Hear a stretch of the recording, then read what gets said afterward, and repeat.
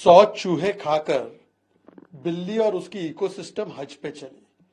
जो लोग पूरे देश में जाति जनगणना करना चाहते हैं, सबको अपनी जाति पूछना चाहते हैं, अब वो कह रहे हैं कि यदि किसी को जाति पूछी जाए, वैसे तो अनुराग जी ने किसी की जाति पूछी नहीं। अनुराग जी ने केवल इतना कहा कि जिसको अपनी जाति के बारे में नहीं पता वो जाति जनगणना की बात कर रहे हैं, ना उन्होंने किसी का नाम लिया।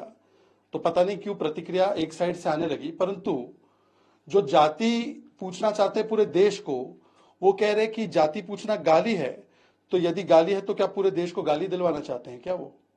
सवाल ये पैदा होता है कि खुद राहुल गांधी ने भरी मंच में सार्वजनिक रूप से एक पत्रकार को उसकी जाति और उसके मालिक की जाति पूछी थी।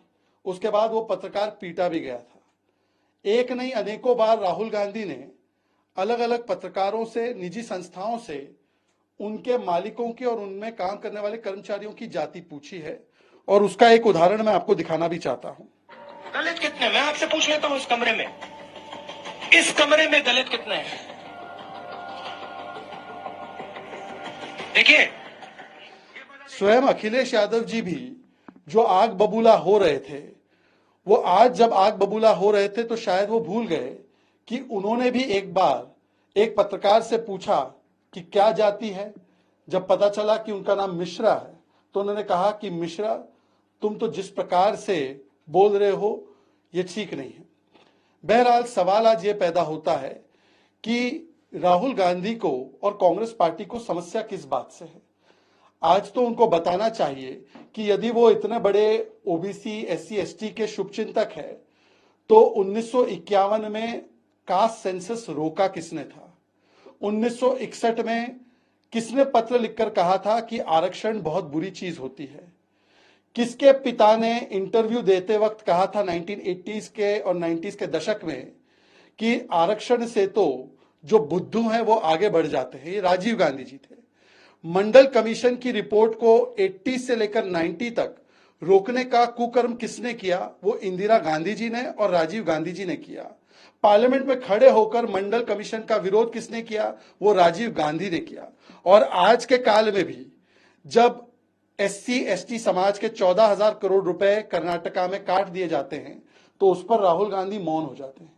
आज भी जब तेलंगाना में एसटी का बजट काट दिया जाता है, एससी का बजट काट दिया जाता है, 22,000 करोड़ से 7,000 करोड़ किया जाता है, तो वो एक शब्द नहीं बोल पाते। 100 चूहे खाकर बिल्ली और उसकी इकोसिस्टम हज पे चली। जो लोग पूरे देश में जाति जनगणना करना चाहते हैं, सबको अपनी जाति पूछना चाहते हैं, अब वो कह रहे हैं कि यदि किसी को जाति पूछी जाए, वैसे तो अनुराग जी ने किसी की जाति पूछी नहीं। अनुराग जी ने केवल इतना कहा कि जिसको अपनी जाति के बारे में नहीं पता वो जाति जनगणना की बात कर रहे हैं, ना उन्होंने किसी का नाम लिया। तो पता नहीं क्यों प्रतिक्रिया एक साइड से आने लगी, परंतु जो जाति पूछना चाहते पूरे देश को, वो कह रहे कि जाति पूछना गाली है। तो यदि गाली है तो क्या पूरे देश को गाली दिलवाना चाहते हैं क्या वो?